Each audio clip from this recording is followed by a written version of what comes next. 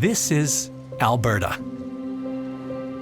a place where people from around the world have come to build a new life. This is the story of early Ukrainian settlers who came to the land now known as Alberta, starting in the 1890s.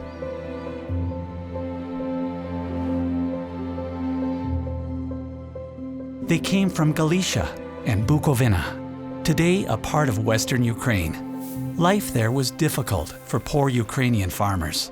Families did not have enough land to feed themselves. There were not enough jobs, and many people were sick or hungry. Ukrainian people were looking for a better life. The Canadian government wanted more people to move to the prairies. They signed treaties with First Nations to gain access to land for settlement and natural resources. The government hoped these new settlers would build farms and grow food. They thought, well, let's move to another country, immigrate, raise our family there, because life has to be better. Even though there are going to be a lot of challenges, let's give every opportunity for the next generation to have a much better quality of life.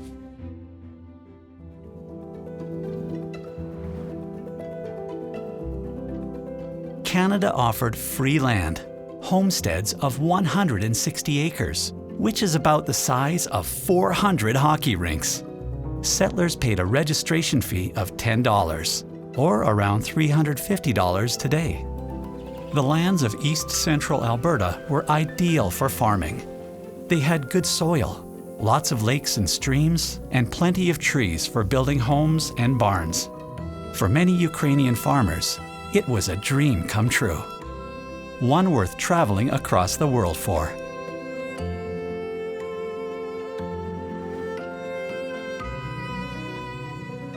Between 1891 and 1914, more than 170,000 Ukrainians came to Canada. Most of them settled on the prairies across Manitoba, Saskatchewan, and Alberta. Alberta was home to the largest Ukrainian settlement in Canada, attracting thousands of Ukrainian settlers. I think from start to finish was 18 days. And they took a little different route, because from one of the ports, they went to New York, as opposed to, let's say, a Canadian port, Montreal, and then by rail to Winnipeg, and then to Calgary, then to Edmonton, but definitely from Strathcona to where they settled, they walked that. Life in Alberta was very different and was not easy for settlers. The land and weather were unfamiliar. Some of the earliest Ukrainian settlers needed help adapting to this new environment. They soon met First Nations and Métis people who shared their knowledge of the land. Those first settlers learned from the First Nations and Métis people who had lived on the land for countless generations. Those early interactions, limited but meaningful, created a bond between the two groups that we still see today. The treasured Kukum scarf honors the women who formed friendships in the early years of settlement. This colorful scarf, called a chustka in Ukrainian, was given to First Nations and Métis women by Ukrainians. The Kukum scarf and chustka are still cherished by both groups today. At first, Ukrainian families lived far apart, but as more arrived, they built communities with farms, churches, schools, and stores.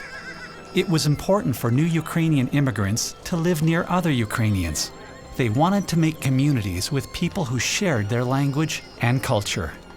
Because they came from small villages that had, amenities of a church and a school, they immediately started to build communities. And that's why here we have the most churches per square mile in the county of Lamont.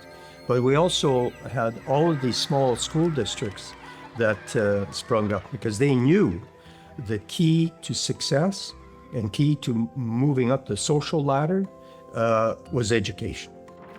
By 1931, more than 225,000 Ukrainian people lived in Canada, with 85% of Ukrainians living on the prairies.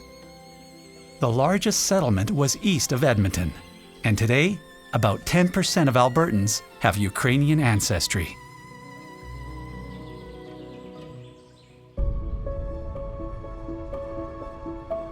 The Ukrainian settler story is one of adaptation and survival. They settled in an unfamiliar land, seeking a better life, and found a new home that could nurture their descendants for generations. Their legacy lives on in the Albertan identity today, through the hard work, independence, and courage that it took to build a new life in a new land. You can learn more about the many stories of Alberta's early Ukrainian settlers at the Ukrainian Cultural Heritage Village, east of Edmonton.